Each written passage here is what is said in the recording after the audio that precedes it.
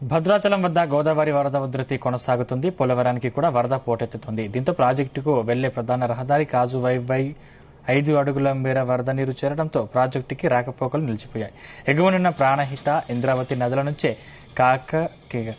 కిన్నెరసాని, తాలిపేరు ఉపనదుల ప్రవాహము తోడై గోదావరికి వరద నీరు అధికంగా చేరుతుంది. దీంతో గోదావరికి వరద పోటెత్తుతుంది.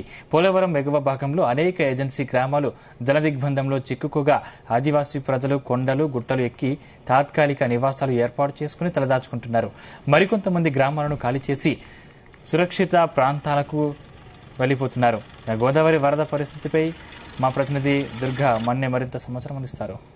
భద్రాచలం వద్ద గోదావరి వరద స్వల్పంగా తగ్గినప్పటికీ పోలవరం వద్ద గోదావరి వరద ఉధృతి కొనసాగుతుంది. మనం ప్రస్తుతం పోలవరంలో ఉన్నాం.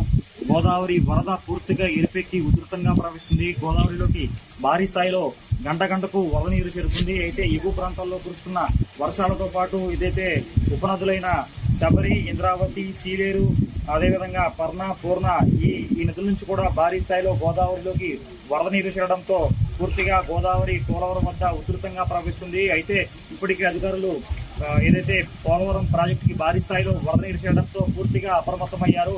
అయితే ప్రాజెక్టు నుంచి దాదాపుగా 48 స్పిల్వే రేడియల్ గేట్ల ద్వారా వరద నీటిని అయితే దిగువ విడుదల చేశారు. అదేవిధంగా అప్పనూరు, వేలేరుపాడు ప్రాంతాలలో జిల్లా ఎస్పీ, అదేవిధంగా జిల్లా కలెక్టర్ వెట్రిశిల్పి వీరంతా కూడా ప్రత్యేకంగా ఏదైతే ముప్పు ప్రాంతాల్లో పూర్తిగా పర్యటించారు. ప్రస్తుతం గోదావరి పోలవరం, విలీన మండలాల్లో కూడా పూర్తిగా ఉధృతంగా ప్రవహిస్తుంది. ఏదైతే పోలవరం వద్ద గోదావరి వరద ఉధృతి పెరుగుతుంది.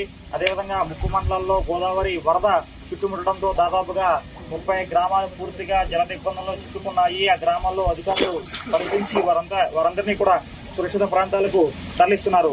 సంబంధించి కొంతమందిని పునరావాస కేంద్రాలకు తరలించగా మరికొంతమంది ఎత్తైన కొండలపై తాత్కాలిక గుడారాలను ఏర్పాటు చేసుకుని వారంతా కూడా అక్కడ ప్రస్తుతం జీవనం సాగిస్తున్నారు. కుక్కునూరు, వేలేరుపాడులో పూర్తిగా ఏదైతే గ్రామాలు మొత్తం జల దిగ్బంధంలో చిక్కుకున్నాయి. అదేవిధంగా పోలవరం వద్ద గోదావరి గంట గంటకు పెరుగుతుంది. భారీగా గోదావరిలో వరద నీరు చేరడంతో అధికారులు అయితే పూర్తిగా అప్రమత్తమయ్యారు. ప్రాజెక్టు ఎగువ కాపర్ డ్యాం వద్ద భారీ స్థాయిలో వరద నీరు చేరడంతో నీరంతా కూడా ఎగువ కాపర్ డ్యాం కింద నుంచి డయాఫ్రామ్ వాల్ ప్రాంతానికి పూర్తిగా చేరుకుంది.